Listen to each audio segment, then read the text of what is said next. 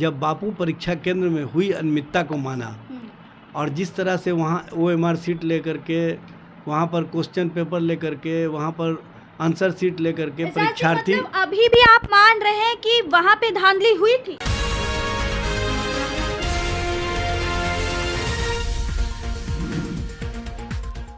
BPSC री exam वाला मामला आपने ज़रूर देखा होगा और बीपीएससी के पक्ष में पटना हाई कोर्ट ने उनके पक्ष में फैसला सुनाया, जिसके बाद राजद से मुख्य प्रवक्ता से सीधे बातचीत करेंगे। हमारे साथ बातचीत करने के लिए एजाज अहमद जी हैं। एजाज जी, बीपीएससी के पक्ष में फैसला आया है हाई कोर्ट से, आपने भी देखा होगा री एग्ज़ाम को लेकर छात्र कितने दिन पटना के गर्दनी बाग में बैठे थे।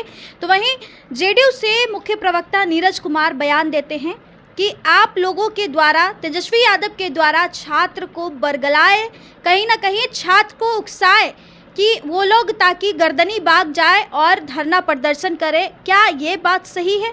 नीरज कुमार के इस बयान को कैसे देखते हैं? देखिए, माननीय पटना उच्च न्यायालय का जो निर्णय आया है, इसको हर लोग कहीं ना कहीं मानने के लिए बाध्य है। लेकिन नीरज कुमार जी इस निर्णय पर जो राजनीति कर रहे हैं, ये कहीं से उचित नहीं है।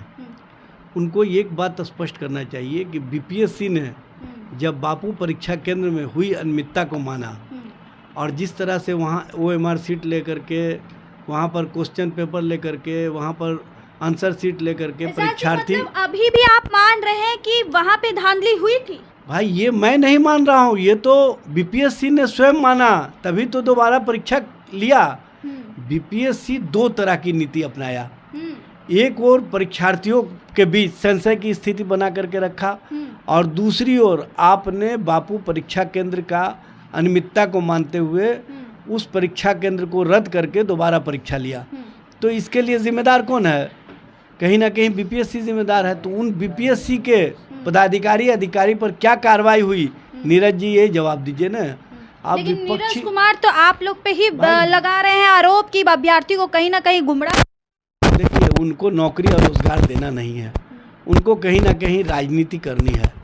आप देख लीजिए, लगातार जब से डबल इंजन की सरकार आई है, बिहार में जो परीक्षा होते हैं उसके परिचय लीक हो रहे हैं।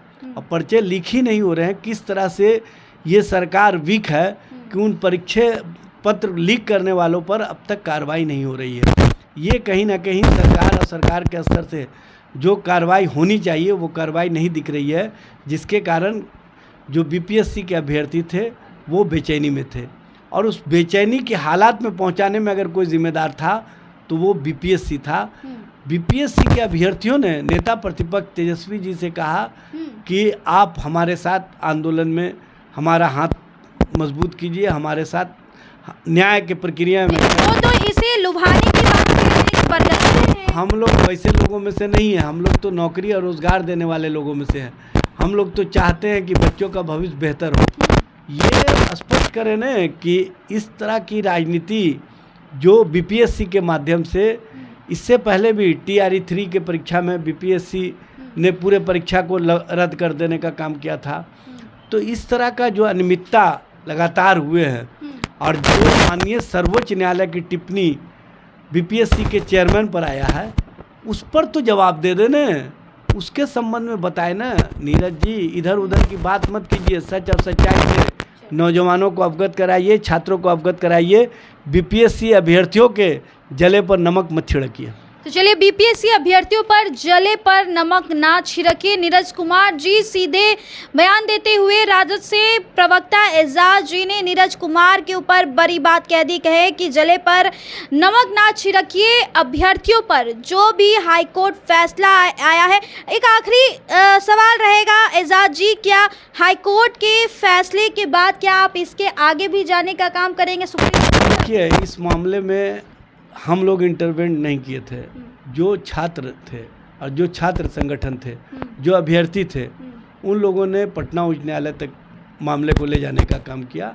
अब उन्हीं लोग बता सकते हैं कि ये मामले उच्च न्यायालय के फैसले के बाद सर्वोच्च न्यायालय तक जाएंगे कि नहीं जाएंगे। ये बीपीएससी अभ्यर्थियों से बात कर ले तो बेहतर रहेगा। चलिए, बीपीएससी अभ्यर्थी ही अब बता पाएंगे कि हाई कोर्ट के फैसले के बाद क्या सुप्रीम कोर्ट तक वो जाएंगे या नहीं। फिलहाल इस रिपोर्ट में इतना ही। देखते रहें न्यूज़ सिटी। बहुत बहुत धन्यवाद।